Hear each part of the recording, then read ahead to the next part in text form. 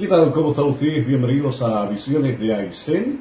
Hoy día vamos a conversar con un hombre de Aysén y personaje, podríamos decir, Claudio. ¿Cómo estás, Claudio? Gusto saludar. Hola Jorge, nunca tanto como personaje.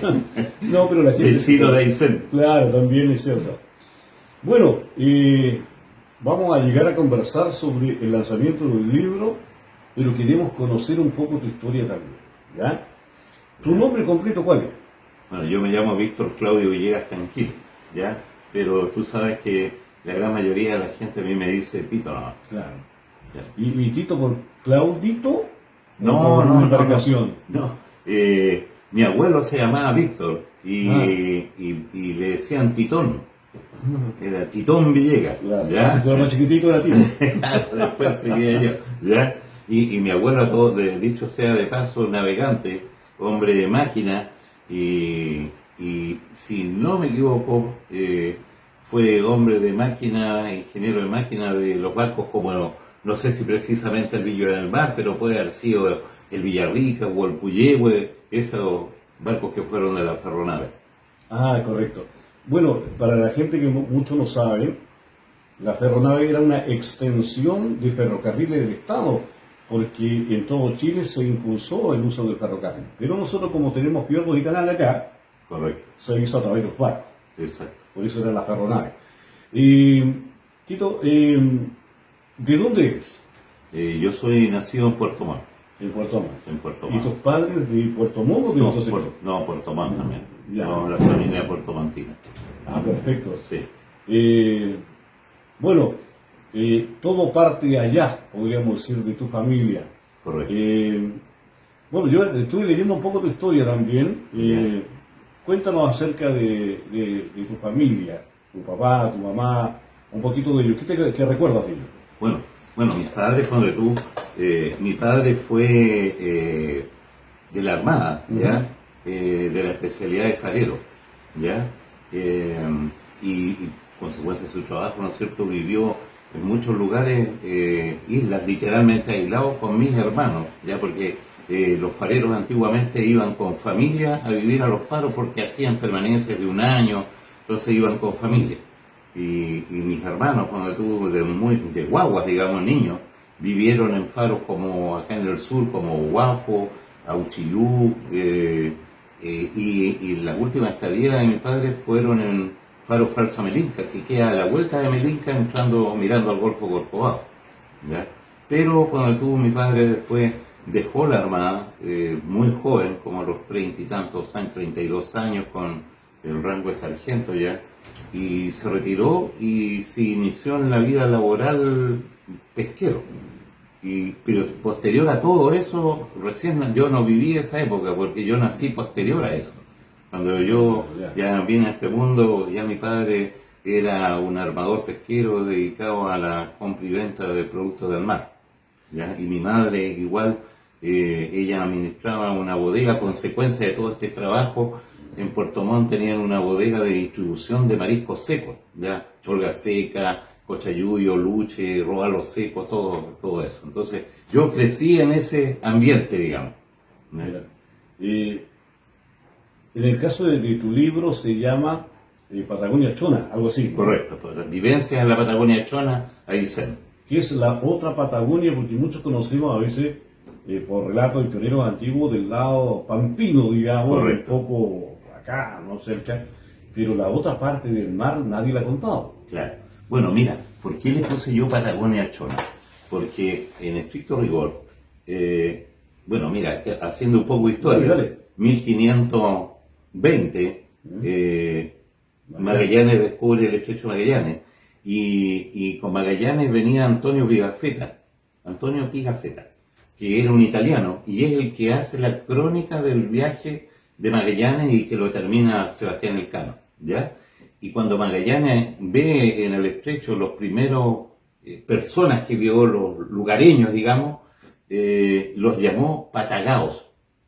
Magallanes era portugués, por lo tanto para él la palabra era patagaos, refiriéndose a que era gente que tenía el pie muy grande, ¿ya?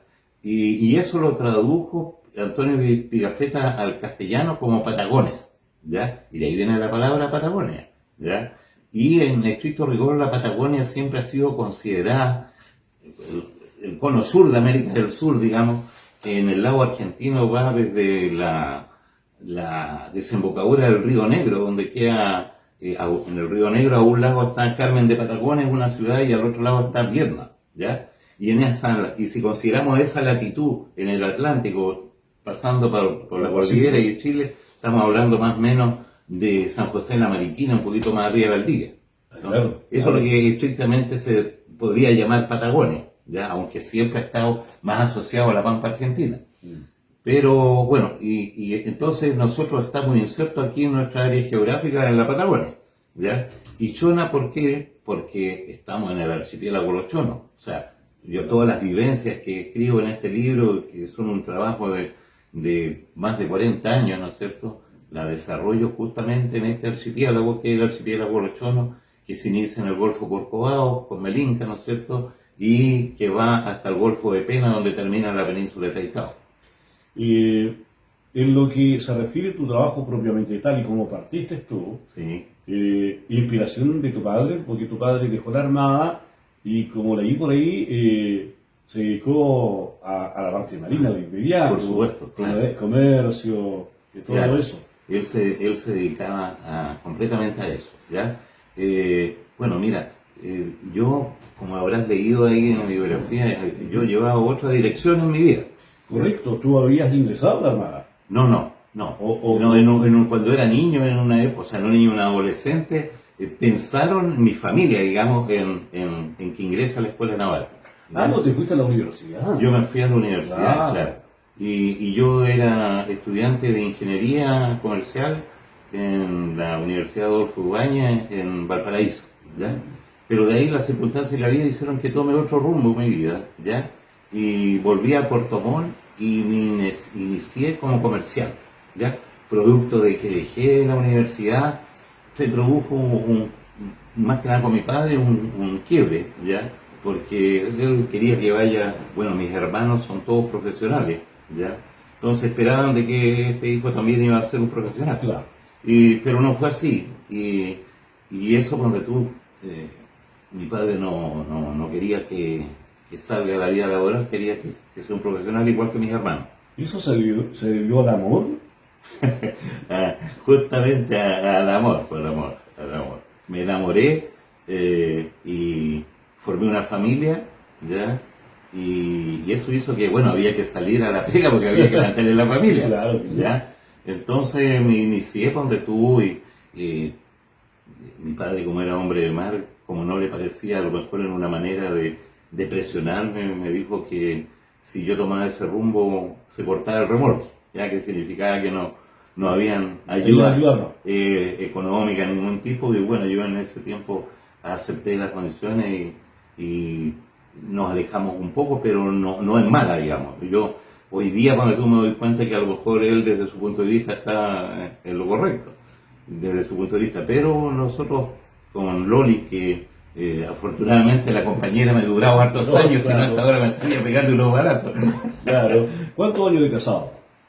Bueno, tenemos como 50 años. 50 años. Claro. ¿Y hijos? ¿Hijas? Hijas, tengo puras hijas. Bueno, María Loreta, que es la mayor, María Victoria, después la Camila, que es Aicenina, porque nosotros, bueno, después de mucho andar en esta pega de navegante y comerciante de los productos del mar, recordemos que, bueno, yo me inicié en esta pega más o menos al final del 75, 76, ¿ya?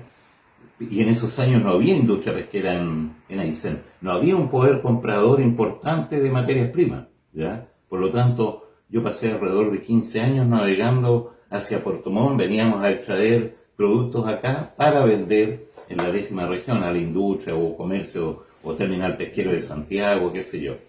Y recién el 85, cuando se instala Fribosur en Chacabuco, tomamos la decisión de venir a vivir a Aysén porque se veía ahí donde tú ya era una industria grande, digamos con proyecciones para poder establecerse. Y ahí vinimos cuando llegamos a Aysén con Loli y Y las dos hijas. Y las dos hijas, llegamos con 28 años y con una hija de 10 y una de 5. Así llegamos a Aysén y llegamos a Sargento Aldea 1863, que hasta el día de hoy vivo ahí mismo. Muy bien, un hombre aicenito de corazón, con él estamos conversando, con don Tito Claudio Villegas. Bueno, la vida de mar es una vida muy bonita, por algo te quedaste ahí. Correcto. Bueno, la suerte, cuando tú, porque también hay que ser un afortunado de cuando uno trabaja en algo que le gusta. ¿Ya? Eso. Porque si bien, donde tú, a los ojos de mucha gente que puede haber visto a este muchacho en esta, puede haber dicho, chuta, que era una pega dura, y si bien es cierto puede haber sido dura, pero yo jamás la sentí dura, ¿ya? Siempre me gustó, siempre lo hice con gusto, y sobre todo cuando tú que uno logró hacer en esta pega un grupo humano de trabajo bastante bueno, y que con los años, cuando tú, más que una relación laboral, hay una relación de amistad muy cercana hasta el día de hoy. ¿Cómo era ese sistema de trabajo? ¿Tú salías con tu embarcación, les comprabas a trabajadores o tú tenías personas trabajando a tu cargo? Claro. Bueno, ¿qué pasa cuando tú de que el sistema es un sistema muy antiguo de todos los lugares aislados, ¿no es cierto? Que el trabajo, el punto de extracción estaba lejos, entonces pongamos el caso puntual de la zona de Aguirre, ¿ya? La faena en esos años, cuando tuvo, era lo menos salir por un mes, ¿ya? Entonces, tampoco habían como ahora motores, cuando todo esto suena, pero así como... ¿Cómo lo hacían entonces? ¿Ah? ¿Arriba? Claro, o sea, cuando tú imagínate, yo inicié la temporada en marzo, y yo cuando venía de Puerto Montt en el primer viaje, traía, qué sé yo, 10 piezas de tocuyo para que la gente haga sus velas. Y este es una tila. Claro, bueno, como te decía, en ese tiempo pensemos que los botes eran a remo y vela, ya, las chalupas, ¿ya?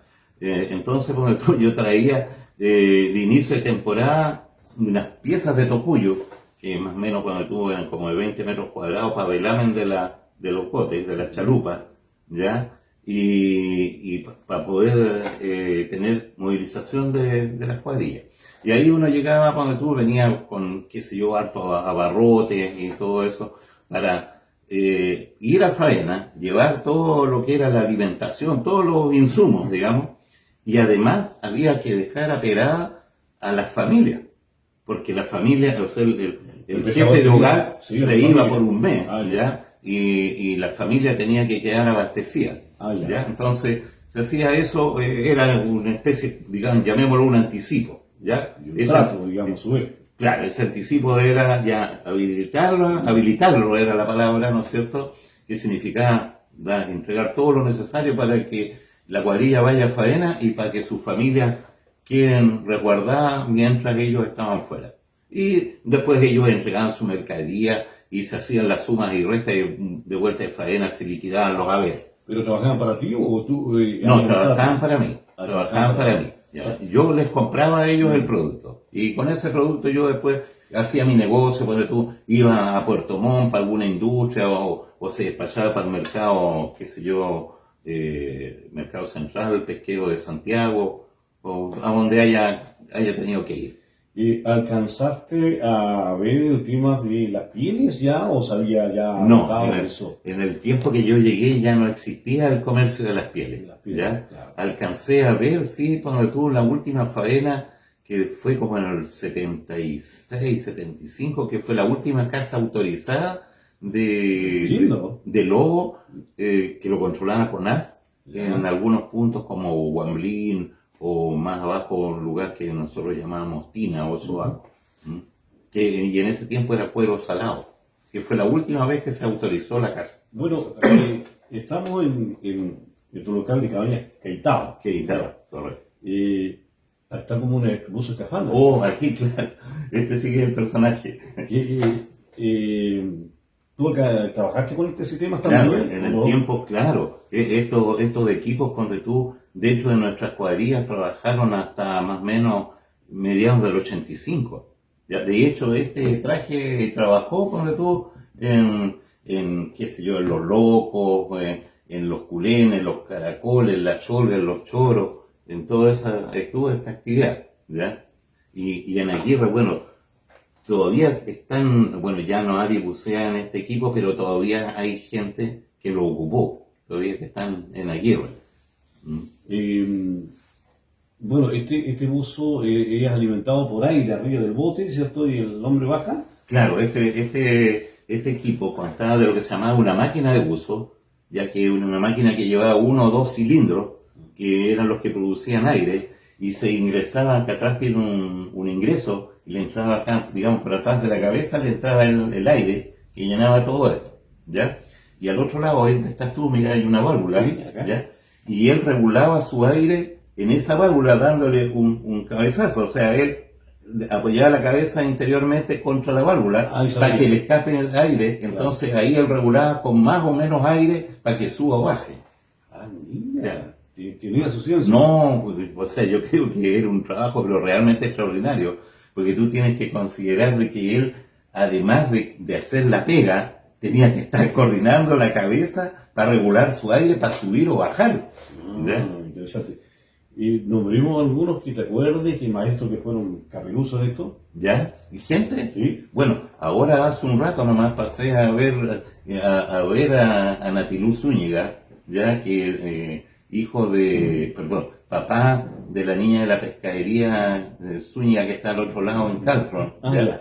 Bueno, él fue uno de los buzos más destacados, sobre todo en el Cholo Zapato, ¿ya? Tilo, como le decíamos, muy conocido, trabajó muchos años en esto, ¿ya? Y sus últimos años, que todavía, como dicen los buzos, no colgaba los plomos, ¿ya? Se llamaba colgar los plomos porque aquí llevaba un escapulario de plomo, y cuando el buzo dejaba de trabajar decían, colgué los plomos, que lo había sacado.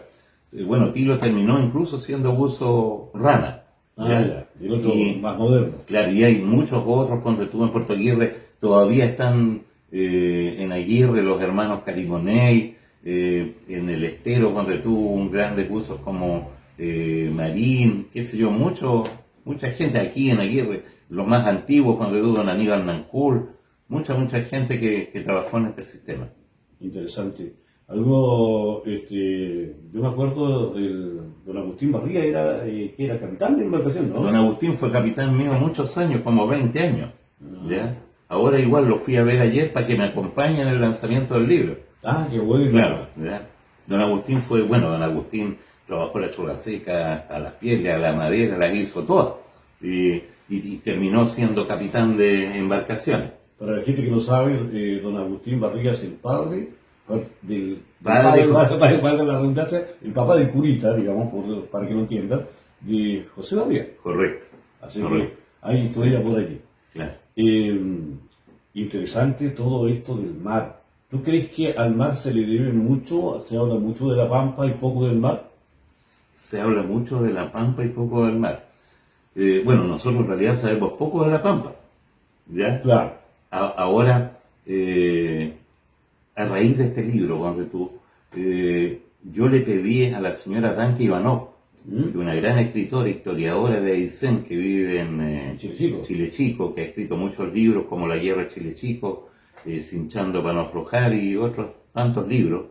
Y yo escribí este libro, pero no es fácil a llegar a concretar de que el libro salga a la luz, porque entran las editoriales, que la imprenta, que sé yo, que son cosas que uno no maneja. Y yo la verdad que di bote un par de años tratando de hacer el libro y no llegaba a ninguna parte. Danke te ayudó en eso. Entonces, en una ocasión, no hace mucho, esto del año pasado nomás, mediados de año, otra niña, que igual dedicada a la historia, Aysenina, que es Anaí Huachán, hija de Aliro, del profesor.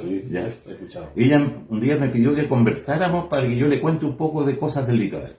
Y ahí salió el tema y ella me dijo, le conté yo que estaba en esta situación que no avanzaba en esto, y me dijo, pero ¿por qué no habla con la señora Danke? Le dije, pero yo no conozco a la señora Danke. Me dijo, mira, yo la conozco, llámala de parte mía y con seguridad te va a ayudar. Y ella fue, pero así un libro abierto. Y ella me dijo algo muy bonito, me dijo, mire, si yo puedo evitar que usted dé todos los botes que yo di, estoy feliz, ¿ya? Y ella me encaminó en el tema y me indicó cuál era el editorial que podía hacer, qué sé yo, y de esa manera salimos con el libro, ¿ya? Y ella, donde tú, es la que me escribe el prólogo de mi libro, ¿ya? Y ella dice algo muy bonito ahí en el prólogo, que se ha escrito mucho porque Aysén es pampa, Aysén es arreo de animales, jineteada, de eso se ha escrito mucho de Aysén, en esa onda, digamos, campestre, terrestre, digamos, pero poco entonces cuando yo le pedí que escribamos el prólogo, dijo, mira, yo no tengo ningún conocimiento del mar, yo conozco el mar desde la orilla de algún puerto, porque he estado, no sé, en Puyuhuapi, he estado en Cisne o Aysén, pero más allá no conozco. Y yo le mandé el libro, la copia en ese momento para que se interiorice, y después cuando me escribió el prólogo dice, bueno, ahora a raíz de este libro estamos conociendo otro Aysén, un Aysén marítimo que la gran mayoría de la gente no conoce. Entonces en una parte dice, ya no solo vamos a hablar de nevazones, de arreos de animales, de ríos crecidos, cuando tú ahora vamos a poder, con este libro, que vamos a tener un conocimiento de todo este archipiélago, después poder comentar de esas cosas. Y así surge todo esto, entonces, don Tito, de la señora Blanca, un apoyo importante para llevar a concretar el libro. Mira, interesante. Mucha gente no sabe lo que hay que realizar para poder lograr ese objetivo que es un libro. Piensa llegar y escribir, no. Claro, bueno. O sea, se puede llegar a escribir, pero que se publique... Claro, es un tema que uno no domina, entonces empieza uno a golpear puertas, a veces golpea muchas puertas que en realidad no equivocadas, que no correspondían, y se pierde bastante tiempo en eso. Pero como te digo, yo más o menos como 2 años que di bote para hacerlo, porque también, bueno, no es que uno le dedique todo el tiempo del mundo a eso, pero sí, ya para acá, qué sé yo, pero ella me facilitó mucho el poder concretarlo en un corto plazo. Perfecto, vamos a volver un poquito para atrás. Sí. ¿Cuál fue tu primera paga? ¿Te acuerdas, no? Como persona. Ya. Tus primeros pesos que ganaste. Bueno, laboralmente, digamos, porque cuando yo fui un joven que a muy temprana edad me empecé a hacer las monedas, ¿ya?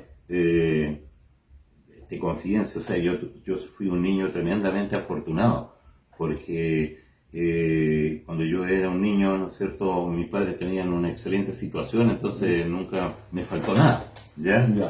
Nada económicamente, ni sentimentalmente tampoco, porque además tuve la suerte de que, como mis padres trabajaban mucho, mi viejo navegaba, así que andaba mucho tiempo fuera de casa, ¿ya? Mi madre trabajaba todo el día, pero la dueña de casa, en mi casa, era mi abuela. Y mi abuela y mi madre era secundaria en su negocio por un hermano. Y todos vivían, entonces, este cabro chico tenía un montón de cariño ahí de toda esta gente, ¿ya? Y como te digo, no fui muy afortunado en ese sentido, ¿ya? Y ya cuando era más grandecito, cuando tú, y en el colegio, a la salida del colegio siempre está la señora que vende turrón, la señora que vende las nalcas, qué sé yo, dulce, todas esas cosas. Y tú tenías compañeros comprando de todo, ¿verdad? Y yo no compraba nada porque no tenía ni uno, ¿ya? Entonces yo en una ocasión le reclamé a mi madre, ¿ya? Y dije, oye, puta, todo el mundo compra y yo no tengo acceso a nada. Entonces mi mamá me dijo, y estas palabras por eso las repito yo, Tito, tú eres un niño afortunado, ¿no? Tú en tu casa tienes de todo, por lo tanto yo no veo por qué tú tienes que andar comprando en la calle. Y punto. Y se acabó la conversación. Y eso hizo, yo creo, bueno, que además como era, y veía el negocio. Uno tiene una vida en eso. Claro. Chuta, y tenía algunas habilidades, entonces cuando tuvo el 18 de septiembre en el barrio, yo era el cabro que vendía los volantines, qué sé yo, vendía historietas y cosas. Entonces, la verdad de las cosas que de muy pequeño empecé a hacerme un billetito sin necesidad de tener que andar pidiendo a mis padres, ¿ya? Así es que, no, bien. ¿Y el primero remunerado en sí? Y bueno, cuando ya ingresé a ¿cómo se llama? A trabajar, ¿En tu trabajo o en otro particular? No, estoy pensando cuando estuve ya laboralmente, ya cuando ya, bueno, yo empecé a trabajar antes que no iniciemos nuestra vida juntos con Loli, ¿ya? No, hice un montón de cosas, cuando me acuerdo, compraba hubo una época en que salió mucho jurel en la bahía de Puerto Montt, ¿ya? Y yo iba en la noche con un ayudante.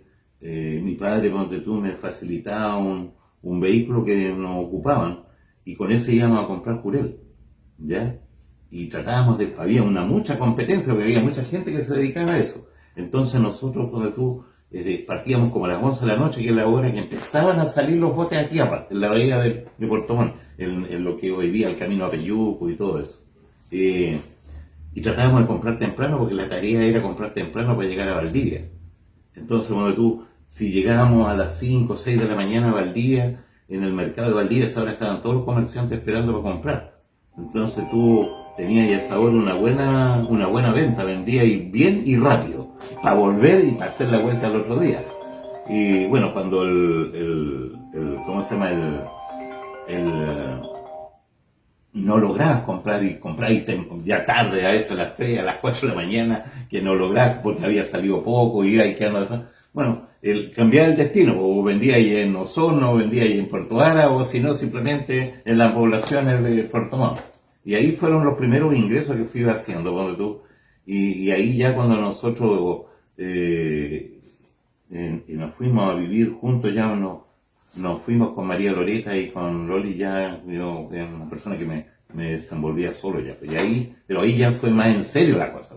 Ya, claro, porque ya había que pagar el arriendo de la casa y todo, la familia. Claro, y siempre me acuerdo cuando de que nuestra primera casa que arrendamos costaba 600 pesos el arriendo mensual, y el sueldo mínimo eran 600 pesos, ¿ya? Y yo me embarqué en un buque de empremar de comerciante para venir a vender acá a Aguirre, Melinca. Y fue una tremenda alegría que en la primera vuelta, me acuerdo, me gané 2.100. O sea, ya estaba el arriendo asegurado por un par de meses, claro. Y ahí ya empezó. Y ahí se dio, porque yo partí vendiendo barrotes, el primer viaje lo hice, fíjate, con un cheque a fecha que me prestó mi mamá, ¿ya? Compré 240 botellas de vino. No sé si tú alcanzaste a conocer las maletas de vino. No. Eran unas cajitas de madera que traían 12 botellas, ¿ya? Y que venían incluso con paja para que no se vayan a estropear. Yo conocí las bebidas así. ¿Ya? Venían igual, siempre en una java. Sí, pues bueno, la java traía 24 botellas. Claro, algo así. Bueno, eso empecé vendiendo yo.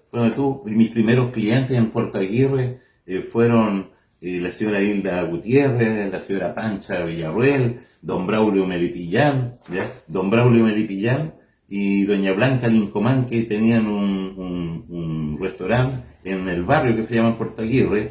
Son los suegros de Mario González, que tiene el alero hoy día en Aysén. Sí, así es, correcto.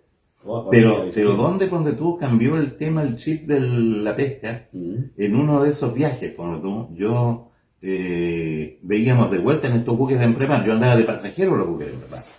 Y estaba muy malo el tiempo y estuvimos un par de días capeando en Melinca para cruzar el Golfo, en los buques de empremar. Como estaría de malo que estaba para los buques de empremar. Y en ese tiempo no había muelle en Melinca.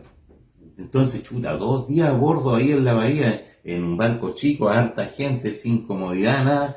Le pedimos al capitán si por lo menos nos podía dejar salir a tierra a estirar las piernas. Claro. Y ahí en esa salida, yo me acuerdo que encontré a una señora que también le dedico un capítulo en el libro, que es la señora Oliva Vera, ¿ya? La señora Oliva era una proveedora de ostras de mi padre, y que yo la había conocido cuando yo era niño en mi casa, que había ido a cenar o a comer, qué sé yo. Bueno, y doña Oliva, cuando me encuentra en la calle en Melinca, se sorprende, porque ella tenía entendido que yo estaba en la Universidad del Norte. ¿Y qué hace aquí en Melinca? Claro. Bueno, ahí le explico un poco. Y ella, me acuerdo que me ofrece 35 sacos de ostras, ¿ya? Y le digo, señor Villa, yo no tengo plata para comprar 35 sacos de ostras, pues.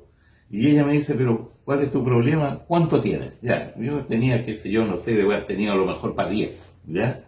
Y me dice, llévalos todos y cuando los vendas me traes el dinero. La Y, confianza antiguamente, ¿ah? claro, Y la palabra. en la palabra.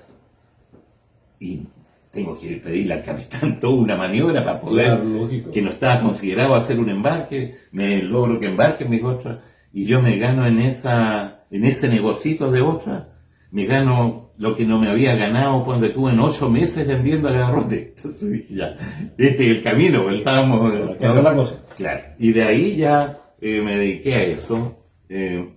Después cuando tú ya llevamos como un año de pega, ya logramos hacer un ahorro. Y con ese ahorro yo me compro la primera embarcación. Ah, ya, ¿Ya? perfecto.